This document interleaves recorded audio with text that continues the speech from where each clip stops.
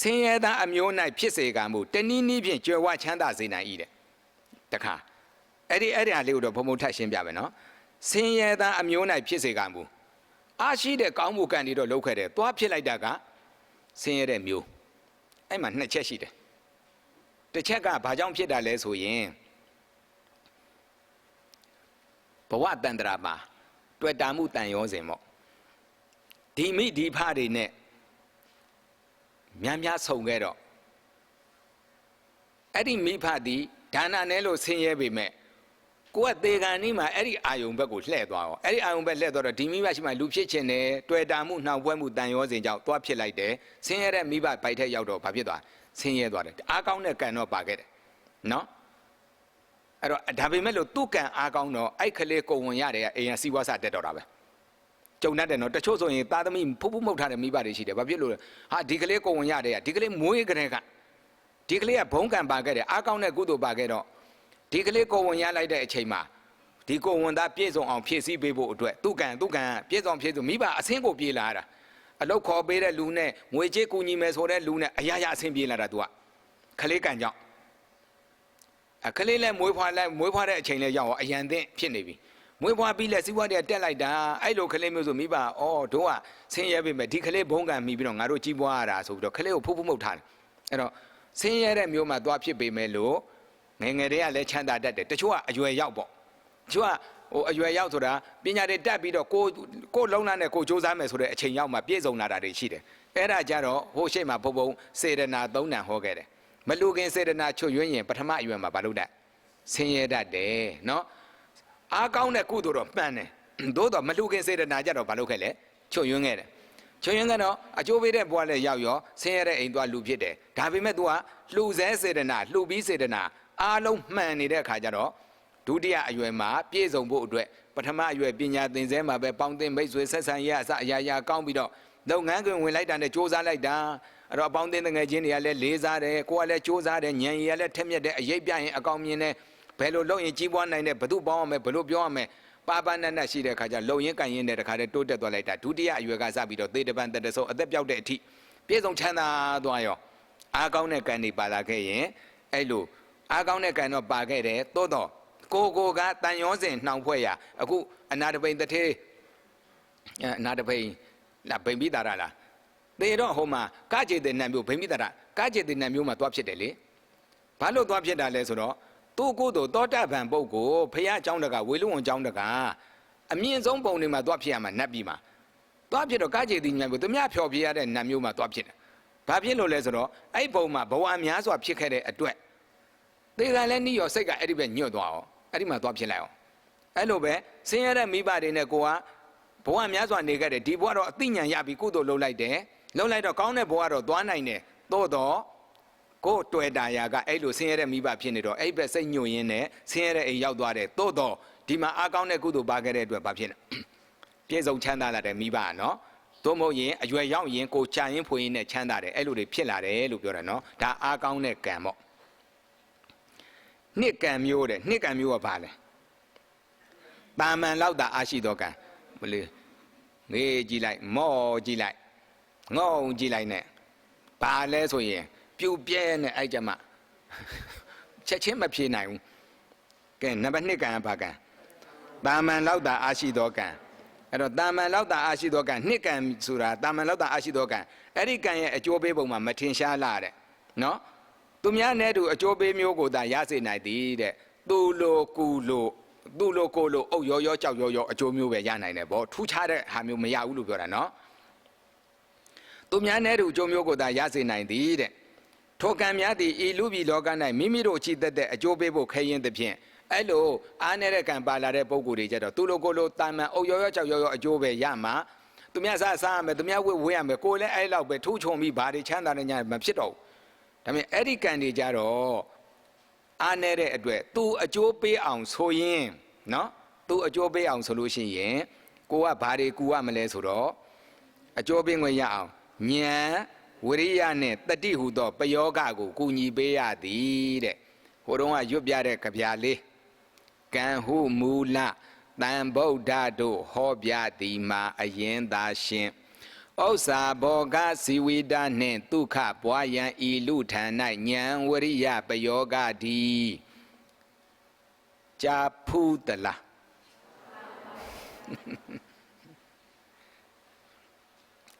ဘုရားတကပုံနာကြီးတွေပြောသူတံမေတံဘောဂေါရမအရှင်ဂေါရမကျွန်ုပ်ကြာဘူးဒီကကြာဘူးတာပဲရှိတယ်နဥပလက်ခိတမှတ်တော့မမှတ်မယုံနော်အဲ့တော့တာမန်သူလိုကိုလိုကြံအခုလိုဘုံတို့ဒီလူတန်းစိတ်လေးတော့နေလို့ရတယ်စားလို့တောက်လို့ရတယ်အရန်ထိုးထိုးချာချာအကျိုးပေးမပါဘူးအဲ့လိုပုံကိုယ်တွေကြတော့အကျိုးပေးခွင့်ရှေ့ကန်ဟောင်းနေအကျိုးပေးခွင့်ထက်တန်အောင်ဘာကူရတာဉာဏ်ဝရိယတတိအဲ့ဒါကူရတယ်လို့ပြောတာနော်အဲ့ဒါကိုပယောဂလို့ခေါ်တာအဲ့ပယောဂကူမရတာပယောဂဆိုလို့ဟို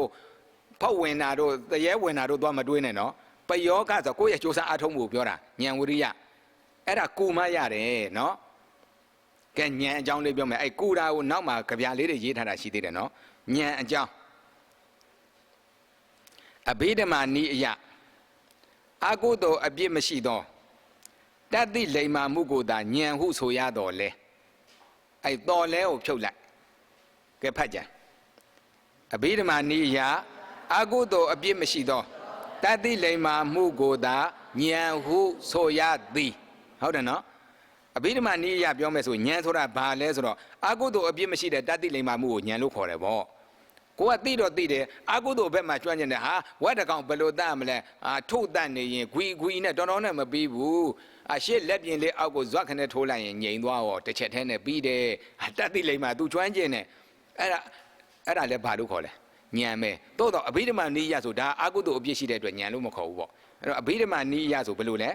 အကုသိုလ်အပြစ်မရှိတော့တတ္တိလိမ္မာမှုကိုသာဉာဏ်လို့ပြောတယ်တောက်တန်နိအယပြောရင်တော့ဘယ်လိုပြောမလဲဉာဏ်ဆိုတဲ့နေရာမှာကုလိကုမဉာဏ်လည်းဖြစ်မယ်ပေါ့ဥပမာတချို့ကကောင်းတဲ့ဘက်တာမချွန်တာမကောင်းတဲ့ဘက်ကျတော့ချွန်တာတွေမရှိဘူးလားရှိလားရှိတယ်မတင်ရဘဲနဲ့ကိုချွန်တယ်အဲ့ဒါအကုသိုလ်ပါတဲ့ဉာဏ်တွေပေါ့နော်ကံအကျိုးပေးခွင့်သာအောင်ကြံဆောင်ရသည့်အရာ၌မူနော်အပြစ်ရှိသည်ဖြစ်စေမရှိသည်ဖြစ်စေတတ်သိမှုပြီးတော့ဗာလဲပါဏမှုဖြတ်လက်မှုတွက်လက်မှုချက်ချာမှုများနဲ့အရာရာနှံ့ဆက်မှုများကိုဘာလို့ခေါ်လဲဉာဏ်လို့ခေါ်တယ်အမတခါတလေဟဲ့ तू ကဘုဒ္ဓတန်ရှိတယ်ဟဲ့မစိုးသူ့သွားမေးကြည့်ဟိုဆက်ဒီဆက်သမားလေအဲ့ဒါအရာရာနှံ့ဆက်မှုလို့ခေါ်တာပေါ့အဲ့ဒါလည်းဉာဏ်လို့ခေါ်တယ်နော်မကောင်းတာတွေဖြစ်ချင်းဖြစ်မယ်တိုးတော့ तू သိတယ်တတ်တယ်ဒါလည်းဉာဏ်ပဲတိုးတော့အပြစ်ကင်းတယ်လို့ပြောတာမဟုတ်နော်ဒါကအပြစ်ရှိနိုင်တယ်အဘိဓမ္မာနိယပြောတော့အကုသိုလ်အပြစ်မရှိတဲ့တတ္တိလိမ္မာမှုကိုပဲဘာလို့ခေါ်လဲဉာဏ်ဒီဘဝလည်းကောင်းတန်ត្រာလည်းကောင်းပေါ့တခါမဟုတ်တဲ့ဘက်တွေမှာသွားခြုံနေတဲ့ပုံကိုယ်တွေရှိတယ်အဲ့ဒါလည်းဉာဏ်လို့ပဲသုံးရတယ်သို့တော့အကုသိုလ်ဖြစ်ရင်လည်းဖြစ်မယ် तू ကထိုဉာဏ်သည်နော်မိမိဘာသာတတ္တိလိမ္မာသောဇာတိဉာဏ်နောက်မှဖြစ်ပေါ်လာသောပိုတိဉာဏ်ဟုနှစ်မျိုးရှိသည်ဉာဏ်ဘယ်နှမျိုးနှစ်မျိုးမွေးရပါဉာဏ်ကောင်းရင်ဘာလို့ခေါ်လဲဇာတိဉာဏ်မွေးရပါတော့ဒီလောက်မထက်မြက်ဘူးကြီးလာတော့အလေ့အလာသိအားကောင်းတယ်နော်ဆရာသမားမျိုးစုံရှိမှသင်ယူတယ်ကိုယ်တိုင်လည်းထက်တန်လေ့လာတယ်စူးစမ်းတယ်စီးပူးတယ်လေ့ကျင့်တယ်တဖြည်းဖြည်းနဲ့ဉာဏ်ထက်လာရောတချို့ဆိုရင်စကားနဲတယ်စကားပြောမကောင်းမွေးရပါတချို့ကမွေးကြတဲ့ကကိုတတ်တာနော်3နှစ်4နှစ်နဲ့လူကြီးပြန်ပြီးတော့ပြောနေပြီးဘလို့ညာလို့ဆိုပြီးတော့အကျိုးတွေအကြောင်းနေနဲ့ပြန်တုတ်တတ်တယ်မွေးရပါညံတချို့ကမွေးရပါခတ်တုံလေးပဲဒါတော့ကြီးထက်တာမဟုတ်ဘူးသို့တော့အရွယ်လေးရောက်လာသိလာရောလေ့လာတယ်စီးပူးတယ်ဖတ်ရှုတယ်မှတ်သားတယ်သင်ယူတယ်အဲ့လိုနဲ့ပဲတွက်လက်ချက်ချပြီးတော့တော်သွားတာတွေအများကြီးရှိတယ်အဲ့ဒါဘာညံပိုတိညံကြီးထွားလာမှလေ့လာတဲ့ညံပြောတာနော်မွေးရပါညံကိုတော့ဘာလို့ခေါ်လဲဇာတိညံထိုနှမျိုးတွင်ဇာတိဉာဏ်ရှိသူမှာပြောပွယ်မလို့တဲ့ဇာတိဉာဏ်ရှိသူဟာပြောစရာကိုမလို့သူ့ဟာသူ့ကိုပင်ကိုဉာဏ်ဝတ်ထက်နေတာပင်ကိုဉာဏ်ဝတ်ထက်နေတဲ့အတွက်အရေးပြရင်အကောင်တင်းနဲ့တထွာပြရင်ပြန်ဘလောက်မြင်ရင်လဲတထွာပြရင်စကပုံရတလန်လောက်မြင်တယ်ဗောနော်တထောင်ပဲမြင်နေတာလားတထွာပြရင်တလန်လောက်မြင်တယ်ဗောဒါအရှိကိုမြင်တတ်တယ်လို့ပဲမွေးရပါပင်ကိုဇာတိဉာဏ်ကောင်းတဲ့ပုဂ္ဂိုလ်ကြအဲ့လိုမျိုးနော်ပြောစရာကိုမလိုဘူးကလေးကလေတော်ပန်းတတ်တယ်ဟဲ့ဒီကလေးကြီးလာရင်ဘလို့ဆိုတာအဲ့လိုတွက်ရလောက်အောင်ကိုပင်ကိုဒါပေမဲ့အဲ့ကလေးဇာတိဉာဏ်ကောင်းပေမဲ့လဲကြီးလာလို့ဘာမှဟိုဓာဟာဘလောက်ထက်ဘာလို့နေမှသွေးနေခုတ်နေမှအမြဲထက်တာနော်မခုတ်ပဲပြစ်ထိုင်ဘာလို့သွား တုံးသွားတယ်ဒီကြတဲ့မြေကြီးတဲ့ပြစ်ထားလိုက်တန်ကြီးတွေပါတက်ပြီးကုန်ရောအဲ့လိုပဲဇာတိညာကောင်းပေမဲ့စ조사လောက်ကင်နေသူ့ရဲ့ဇာတိညာလေပို့ပြီးတော့တိုးတက်လာတယ်ပေါ့ပို့ပြီးတော့ထက်မြက်လာတယ်ပေါ့ပို့ပြီးတော့အကျိုးရှိတယ်လို့ပြောတာဘာမှမလုပ်ဖဲနေလို့ရှိရင်တော့တပြည့်ပြည့်တုံးသွားပြီးတော့နောက်သမားပြောတော့သူများကိုသိလို့ပြောပြတော့မှကလူဘောကြီးပါကွာလက်တွေဘာမှမရှိဘူးအဲ့ကောင်လေးထိုင်ပန်းနေတာအဲ့လိုဖြစ်သွားအောင်ကိုလူမသုံးတော့အဲ့တော့ထက်မြက်အောင်တော့ကိုယ့်ကိုယ်ပါလုပ်နေရမှာစူးစမ်းနေရမယ်လို့ပြောတာနော်ဇာတိဉာဏ်ကိုအခြေခံ၍ပိုးတိဉာဏ်လည်းတိုးပွားအောင်စူးစမ်းပါလျင်အဲ့ဇာတိဉာဏ်ကိုအခြေခံပြီးတော့ဘာလို့မှာပိုးတိဉာဏ်လည်းတိုးပွားအောင်စူးစမ်းပါလျင်လူတွင်တယောက်ဆိုရလောက်အောင်ထွန်းတောက်လက်တန်းဇာတိဉာဏ်အခြေခံပြီးတော့ပိုးတိဉာဏ်လည်းကောင်းအောင်ပိုးတိဉာဏ်ဆိုတာခုနကိုမသိသေးတာတွေအများကြီးရှိတယ်လေအများကြီးရှိတယ်ကိုကဇာတိဉာဏ်အနေနဲ့ဉာဏ်ရည်ထက်မြက်တာတော့မှန်တယ်ပိုးတိဉာဏ်အနေနဲ့ကိုထက်အစများစွာလူဘဝမှာဖြတ်တန်းခဲ့ပြီးတော့အတွေ့အကြုံဘ ഹു တုတဆရာသမားတွေကသင်ပြဆုံးမနော်ဘာသာတရားအသိတွေလေ့လာလိုက်စားအမျိုးမျိုးလေ့ကျင့်လိုက်လို့ရှိရင်အဲ့ဒီပုဂ္ဂိုလ်ရဲ့ပိုတိညာဘာဖြစ်သွားမှာထက်သွားမှာဇာတိညာအခြေခံပြီးတော့ပိုတိညာလည်းတိုးပေါအောင်စ조사ပါလျင်လူတွင်တယောက်ဆိုရလောက်အောင်ထွန်းတောက်လက်တန်းတဲ့နော်တအားတိုးတက်သွားမယ်တအားထွန်းတောက်သွားမယ်လို့ပြောတာပေါ့အခုဘုံဘုံတို့ဒီမင်းကွန်းတိပိဋကဆရာတော်ကြီးဆိုမြန်မာပြည်ရဲ့ပထမဆုံးတိပိဋကဆရာတော်ပေါ့ဉာဏ်လည်းတော်တော်ကောင်းတယ်ဖတ်ရင်နဲ့ပဲနောက်ပိုင်းကျစာတွေကအလွတ်ရပြီးမျက်စိမိတ်အာရုံပြုလိုက်ရင်အကုန်လုံးကတန်းဆိုလို့ရနေပြီဉာဏ်လည်းထက်တယ်ကြိုးကလည်းကြိုးစားတယ်ဆရာတော်ကြီးကနောက်ပိဋကသုံးပုံစံပွဲတွေလည်းကျင်းပါဟောထဖြေလိုက်တာကုံရောအောင်ရောအမြင့်ဟိုကဘာမှာခင်းနစ်စံတော်ချိန်ဝင်တဲ့ဉာဏ်အကောင်းဆုံးလူသားတကဘာလုံးမှာဉာဏ်အကောင်းဆုံးလူသားအဲ့ဆရာတော်နော်ဒါခင်းနစ်စံတော်ချိန်စာအုပ်မှာပါတယ်ဟိုစာမျက်နှာပေါင်းအများကြီးလေပိဋကသုံးပုံအဲ့ဒါကိုအကုန်လုံးကိုသူကအခုကြက်ပြောပြီးတော့တော်ကြမေးပြောက်သွားတယ်မထင်နဲ့နောက်ပြန်မေးလဲဆရာတော်ကအချိန်မီဖြေနိုင်တယ်မှတ်ဉာဏ်နေစဉ်းစားဉာဏ်နေအရန်ကောင်းတယ်ပေါ့အဲ့ဒီလိုဇာတိဉာဏ်ကောင်းပြီးတော့ပိုတိဉာဏ်စူးစမ်းလေ့ကျင့်လိုက်တဲ့အခါကျတော့လူတွင်တယောက်သာသနာမှာတယောက်ပဲเนาะတယောက်လို့ဆိုရအောင်တအားထွန်းတောက်သွားတယ်လို့ပြောတာเนาะအဲ့တော့ကိုကဉာဏ်ဘလောက်ကောင်းကောင်းမသွေးပဲထားတဲ့ဓာမခုတ်ပဲထားတဲ့ဓာဟာ